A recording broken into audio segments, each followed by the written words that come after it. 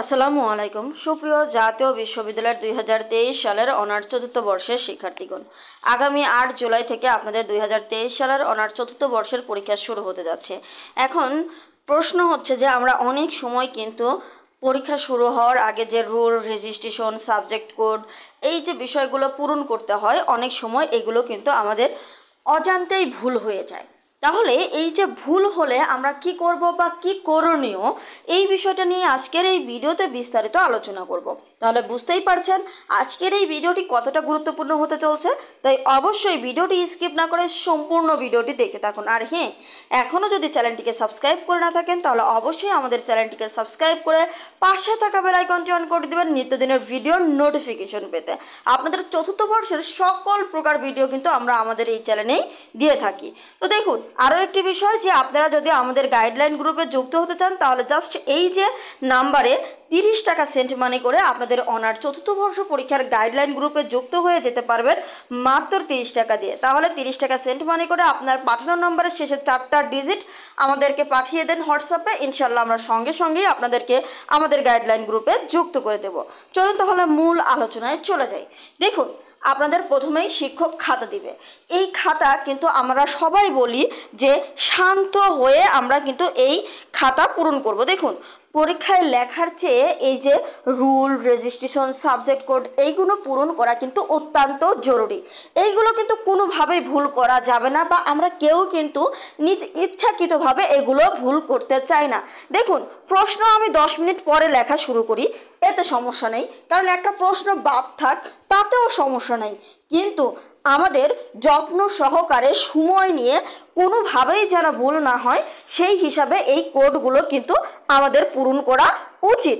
এত সতর্কতার পরেও আমরা অনেক সময় দেখি যে আমাদের এই সাবজেক্ট কোড, রুল অথবা পরীক্ষার যে বিষয়গুলো রয়েছে অনেক সময় সেগুলো কিন্তু ভুল হয়ে যায়।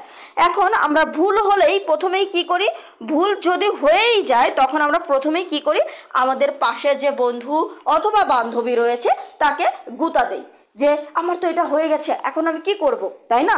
সো এই কাজটি কিন্তু আমরা বেশিরভাগ শিক্ষার্থী করে থাকি।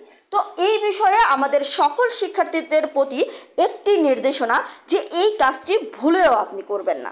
যদি আপনার ভুল হয়ে যায় তাহলে পাশের কাউকে তো আপনি জানাবেনই না। কেন জানাবেন না? কারণ তারও তো ভুল হয়ে যেতে পারে আপনার দেখা দেখি।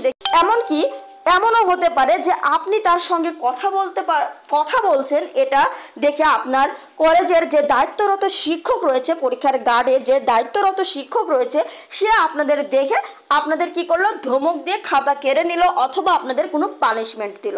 তাহলে বুঝতেই পারছেন যে আপনাদের একটা ক্ষতি হয়ে যেতে পারে। এমনকি তার সঙ্গে কথা বলে বিভিন্ন কারণে বিভিন্ন ঝামেলায় কিন্তু আপনি জড়িয়ে যেতে পারেন। দেখুন, স্বাভাবিকভাবেই কিন্তু আমরা এই কাজগুলোই করে থাকি। তাই আমাদের এই কাজগুলো এড়িয়ে বরং কি করা উচিত, প্রথমেই আপনি কি করবেন, যদি আপনার ভুল হয়ে যায় আপনাকে কি করতে হবে, প্রথমেই শান্ত থাকতে হবে। প্রথমে শান্ত হতে হবে, খুব বেশি হতাশ হওয়া যাবে না যে আমি তো ভুল করে ফেললাম, আমার কি হয়ে গেল, এই বিষয়টি ভাবা যাবে না। বরং আপনি কি করবেন, যদি আপনার পাশে কোনো শিক্ষক থাকে তাহলে তাকে ডাক দিবেন। এখন যদি পাশে কোনো শিক্ষক না থাকে তাহলে আপনি অপেক্ষা করুন। আপনার আশেপাশে যখন শিক্ষক আসবে, গার্ডরত শিক্ষক আসবে, তখন তাকে বিষয়টি খুলে বলুন। এবং বিষয়টি খুলে পড়ার পর দেখবেন অনেক সময় তারা সিগনেচার করে দিবে বা বিভিন্নভাবে সে আপনাকে একটা পরামর্শ দিবে, বা আপনার খাতা কিভাবে ঠিক করা যায় সে বিষয়ে সে গাইডলাইন দিয়ে দিবে। আহামরি খাতায় ভুল হয়ে গেলে কোনো সমস্যা হয় না। আমাদের বেশিরভাগ ভুলটা হয় কি, আপনারা হয়তো 7 পূরণ করতে গিয়ে ওই দেখা যায় 8 পূরণ করে ফেলেন, অথবা 7 লিখতে গিয়ে 8 লিখে ফেলেন। এই পুরো ভুলগুলোই হয়ে যায়। তো ভুল যদি হয়ে যায় তাহলে সঠিকটা পূরণ করে দিতে হবে।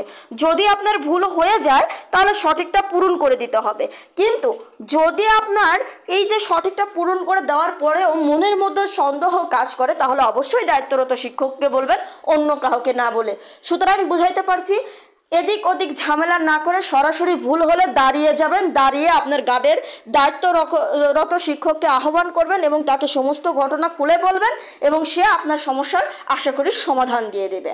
তাই হতাশ না করে নিজের বিষয়টি নিজেকেই অবশ্যই খেয়াল রাখবেন। আজকের ভিডিওটি এ পর্যন্তই। ভিডিওটি শেয়ার করে অবশ্যই সবাইকে জানিয়ে দেবেন। ধন্যবাদ সবাইকে।